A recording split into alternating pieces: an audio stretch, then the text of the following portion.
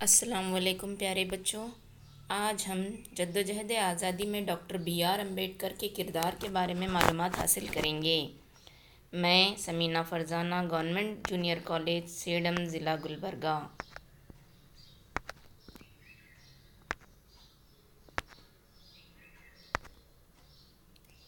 Doctor B R Ambedkar کا یہ یقین تھا کہ سماجی آزادی کے بنا سیاسی آزادی بے معنی ہے۔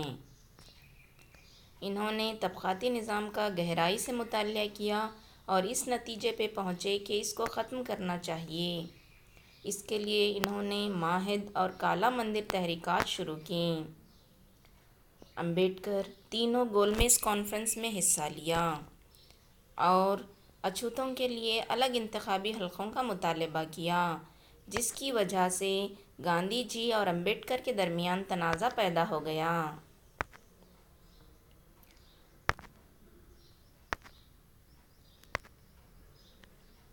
امبیڈکر مہاراجہ بڑودہ کے دربار میں دیوان تھے، پھر ممبئی لیجسلیٹو کونسل کے رکن کی ذمہ داری کو بھی بخوبی نبھایا۔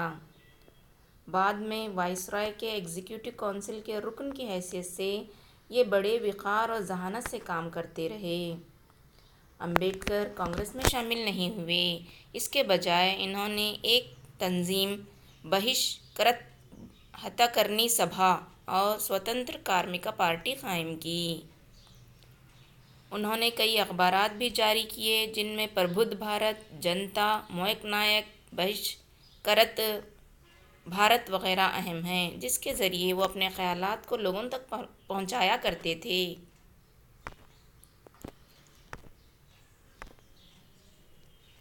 آزادی کے بعد ڈاکٹر بابو راجندر پرساد کو دستور ساز اسمبلی کا صدر اور امبیڈکر کو مسودہ کمیٹی کا چیئرمین چن لیا گیا۔ امبیڈکر نے دستور میں مساوات کی حمایت کی، چھوت چھات کے خلاف قانونی تحفظ فراہم کیا۔ آزادی کے بعد پہلے وزیر قانون بنائے گئے۔ اگرچہ امبیڈکر جدیدیت، اقلیت اور مغربی فلسفے کے حامی تھے، مگر مقامی اصولوں کی انہوں نے پاسداری کی۔ طبقہ واریت سے مایوس ہو کر ہندو مت ترک کیا اور بدھ مت کو اختیار کیا۔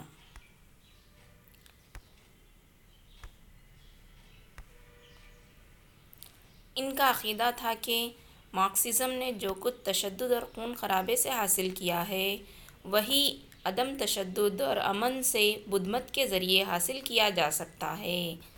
ان کے موت کے بعد کارنامہ حیات کے طور پر ان کو بھارت رتن سے نوازا گیا۔